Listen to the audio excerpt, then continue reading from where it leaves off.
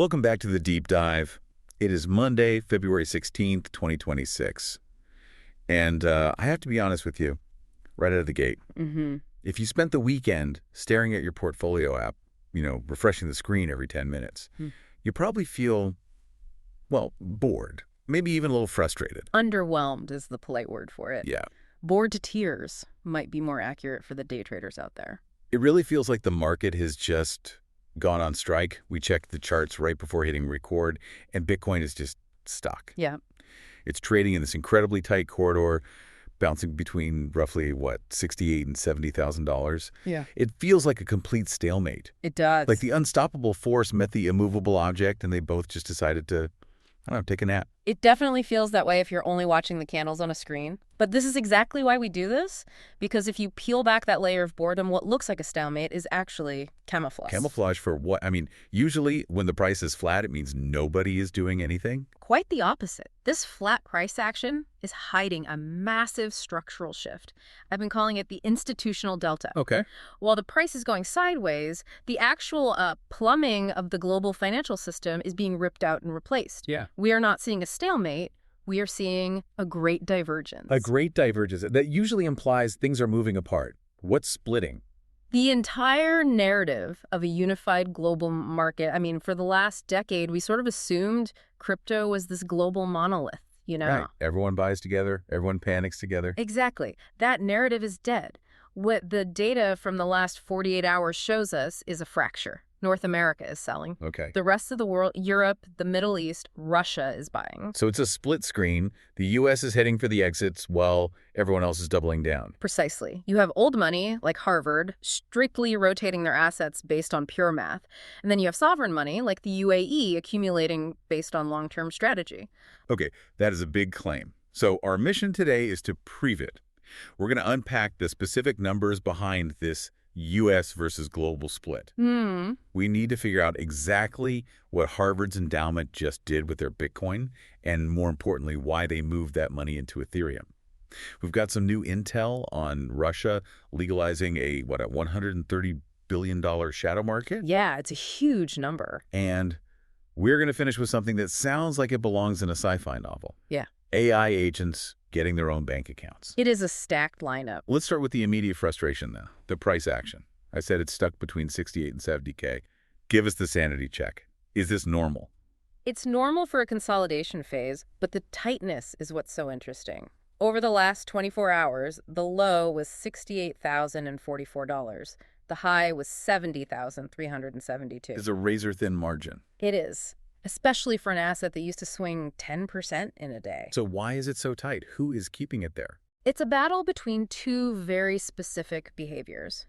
On the downside, you have what I'd call passive institutional defense. Okay. These are the big players with massive buy orders sitting right at 68,000.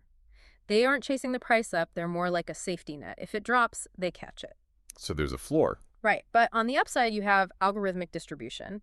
As soon as the price ticks up near 71,000, automated trading programs trigger sell orders to take profit. So the price is literally just ping-ponging between a passive floor and an algorithmic ceiling. That explains the price. Yeah. But you said North America is selling. How bad are the outflows? Yeah. Because if the price is holding at 68K, someone has to be buying. The data from the last 4 weeks is actually pretty startling. If you look at the global exchange-traded products, the ETFs, we've seen 4 straight weeks of net outflows. Wow. Totaling about $3.74 billion leaving the ecosystem. Wait, hold on. 3.7 billion left the market in a month? That sounds like a disaster. If I'm just hearing that number, I'm thinking the bull run is over. If you only look at the headline number, yes, it looks like a crime scene. But you have to look at the map. That bleeding is almost entirely coming from one place, the United States. Just the U.S.? U.S. products bled 403 million this week alone. So the U.S. is dumping. The U.S. is dumping. But here is the divergence. While the U.S. sells, the rest of the world is picking up the slack. Germany, they saw $115 million in inflows. Okay. Canada, plus 46.3 million. Switzerland, plus 36.8 million. That is a massive disconnect. Yeah. Usually when Wall Street sneezes, the rest of the world catches a cold. Why is Europe ignoring the American panic this time? It comes down to two things, psychology and regulation. U.S. investors are incredibly sensitive to the Federal Reserve right now. Hmm. Inflation is sticky, rates might stay high, so American capital is risk-off. They are spooked by their own central bank. And the Europeans, they have central banks too. They do, but they also have Mike of the markets in crypto assets regulation. Europe has clear rules of the road now. So while American investors are constantly looking over their shoulder, wondering what the SEC is going to sue next. European investors have a clear legal framework. Exactly. They view this price dip as a discount, not a warning sign. So the market is fracturing into these regional silos. The Americans are paralyzed by regulatory uncertainty and Fed rates, while the Europeans are protected by clarity. That's it. The narrative of one global market is false. We are seeing regional strategies play out in real time. Speaking of strategies, let's talk about the smart money. Because the other big headline this week was about Harvard, the Harvard Management Company. The biggest endowment in the game. Right, and the headline everyone saw was Harvard sells Bitcoin. They dumped 21% of their ETF holdings. If you're a retail investor, that looks terrifying. The smartest guys in the room are selling. Should we be panicking? No, and this is where financial literacy really, really matters. You have to understand how an endowment like Harvard thinks. They don't trade on emotion. They trade on something called risk parity. Okay, break that down for us. What is risk parity? Think of it like a pie chart. Let's just say Harvard decides that high-risk digital assets should be exactly 1% of their portfolio. Okay, seems like a reasonable slice. Right, but here's the trap of success. Bitcoin had a massive run-up recently. So because the price went up so much, that 1% slice of the pie, it ballooned. Maybe it became 3 or 4% of the total portfolio value just because of price appreciation. So the slice got too big for the plate. Exactly. And in institutional finance, that is a red flag. It breaks their risk models. So they have to sell, not because they lost faith in Bitcoin, but because the math forces them to trim the hedge back to that original 1% target. That is such a crucial distinction. The retail investor sees Harvard sells and thinks they know something bad is coming. But the reality is Harvard sells actually means Bitcoin performed so well, it broke their model. Bingo. They are locking in gains. But here's the twist that most people missed. They didn't take that cash and just, put it in a savings account. They rotated it. Where'd it go? For the very first time, Harvard disclosed a position in Ethereum. They bought 3.87 million shares of the Ethereum ETF, ETH, worth about $86.8 million. Oh, wow. So they trimmed the Bitcoin win and just rolled it straight into Ethereum. Yes, and this signals a real institutional maturation. They are moving from a Bitcoin-only strategy digital gold to a diversified portfolio. They now want exposure to the tech oil of the ecosystem, which is Ethereum. It's not a retreat, it's an expansion of their thesis. That makes a lot of sense. But it does raise a question. If institutions like Harvard are just responsibly rebalancing and the ETFs generally have sticky money, why does the market still feel so volatile? Why does Bitcoin still trade like a tech stock on caffeine? That is the million-dollar question. And BlackRock's head of digital assets, Robert Mitchnick, actually addressed this directly this week. He issued a pretty stark warning about something he called offshore synthetic margin. Offshore synthetic margin. That sounds like the title of a boring horror movie. It is a horror movie for your portfolio if you're on the wrong side of it. Mitchnick's point is that Bitcoin is trading like a levered NASDAQ, meaning it swings wildly, not because of the ETFs. The ETFs are stable. Incredibly stable. In fact, he revealed a stat. During recent stress tests, the ETFs only saw 0.2% redemption. 0.2%. That's basically zero. That's diamond hands. Exactly. The volatility isn't coming from the pension funds or Harvard. It's coming from gamblers on unregulated offshore platforms who are using massive leverage borrowed money to bet on price moves. So it's the shadow banking system. Right. When the price dips even a little, these leveraged traders get liquidated. Their positions are automatically sold to pay back the loan. That selling drives the price down further, which then triggers more liquidations. It's a cascade. So the passengers in the first-class cab and the ETF holders are sitting calmly, sipping champagne. But the boat is rocking because there's a brawl happening down in the cargo hold. That is the perfect analogy. Mitchnick is basically saying, don't blame the institutions for the volatility. Blame the offshore casinos. Speaking of huge players sitting calmly in the boat, let's pivot to the sovereigns. Because while Harvard is rebalancing and traders are gambling, some nations are just stacking. This is that institutional delta I mentioned at the start. It's not just companies anymore, it's countries. And the United Arab Emirates is making a massive play. What's the latest from the UAE? We now have confirmation that the UAE holds over $900 million in Bitcoin exposure. But the fascinating part, and the part that has people arguing, is how they're doing it. Typically, when we think of a country buying Bitcoin like El Salvador, we imagine them holding the private keys in a cold storage vault somewhere, a bunker. Right. The UAE isn't doing that. They are using the U.S.-regulated ETFs. Specifically, the Abu Dhabi Investment Council holds about 8 million shares of IBIT. Wait, I have to push back on that. The golden rule of crypto is not your keys, not your coins. If the UAE is a sovereign nation, why would they trust a U.S. company like BlackRock to hold their gold? Isn't that a huge geopolitical risk? That is the intuitive take, yes. If you're a maximalist, it sounds completely crazy, but think like a bureaucrat for a second. Okay. If you hold your own private keys and you lose them, or a rogue employee steals them, or you get hacked, that is a national embarrassment. You are responsible. It's a career-ending mistake, probably worse than career-ending in some places. Precisely. But if you buy the IBIT ETF, you have offloaded that liability. If Coinbase gets hacked, that is BlackRock's problem, and they have insurance. So it's not about maximizing sovereignty. It's about minimizing bureaucratic liability. Bingo. It transforms Bitcoin from this scary digital bearer asset into a line item on a spreadsheet that looks exactly like their Apple stock or their treasury bonds. And during the recent dip, they didn't sell a single share. This is a generational reserve asset for them. That's the UAE approach, using the Western system to their advantage. But there's another major player making moves, and the context is, well, a bit different. Let's talk about Russia. This is a huge development. The Russian Ministry of Finance just admitted something stunning. They estimate that the domestic crypto market in Russia has a turnover of $130 billion annually. That is 10 trillion rubles. 130 billion. And that's all happening where? Mostly in the shadows. It's unregulated, untaxed, and happening on offshore exchanges. So the government is missing out on a massive chunk of change. Exactly. So the Moscow Exchange MOX is launching spot trading to capture this flow. They want to tax it and regulate it. But the why here is much bigger than just tax revenue. It's about sanctions, isn't it? It has to be. By formalizing this market, Russia is creating a parallel liquidity network. If they can settle trade in crypto, they bypass the US dollar system.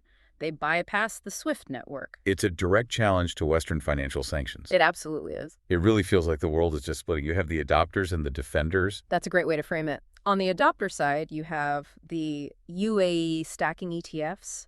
You have Russia building a parallel payment system.